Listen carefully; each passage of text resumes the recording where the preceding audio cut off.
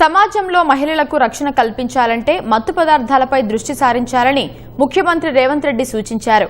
మహిళలు, చిన్నారుల భద్రత కోసం హైదరాబాద్ పోలీసులు స్పందన కార్యక్రమాన్ని ఏర్పాటు చేశారు. ఆ కార్యక్రమానికి హాజరైన సీఎం రేవంత్ మహిళా భద్రతా విభాగం ఆధ్వర్యంలో స్పందన బృందాలను ప్రారంభించారు.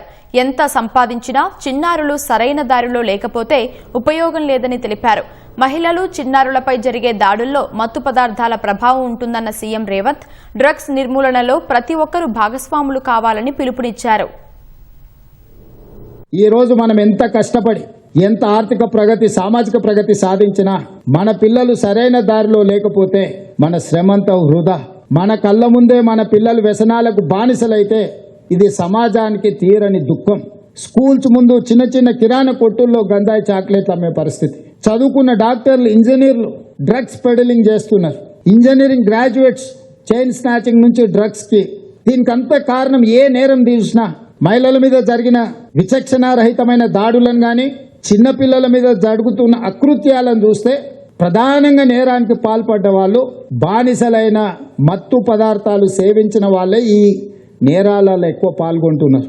ఈ సమాజంలో మహిళలకు రక్షణ కల్పించాలంటే డైరెక్ట్ గా ఉమెన్ ప్రొటెక్షన్ కాదు, we have to focus on drugs and ఈ వ్యసనాలు ఏవైతున్నాయో వాటి మీద దృష్టి పెట్టాలి.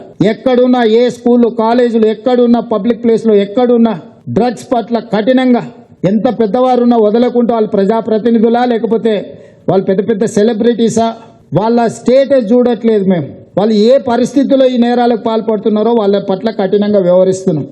ఈ మధ్యకాలంలో మీకు తెలుసు, కొంతమంది ప్రజాప్రతినిధులను కూడా అరెస్ట్ చేసి జైలుకు పంపించింది. ప్రముఖులను కూడా అరెస్ట్ చేయడం జరిగింది. ఇందులో ఎవ్వరికి మినహాయింపు లేదు. అందుకే మా పోలీసు ఉన్నతాధికారులందరికీ నేను సూచన చేస్తున్నా, ఎంత పెద్ద సెలబ్రిటీ ఇందులో ఉంటే అంత ఫాస్ట్గా రీచ్ అవ్వండి, తీసుకొచ్చి చెర్లపల్లెనో చెంచల్గూడలను కూర్చోబెట్టుండ్రి. కేసుల మీద కేసు కట్టి లోపలనే ఉంచండి, 1 సంవత్సరం వరకు బయటకు వెళ్లకుండా.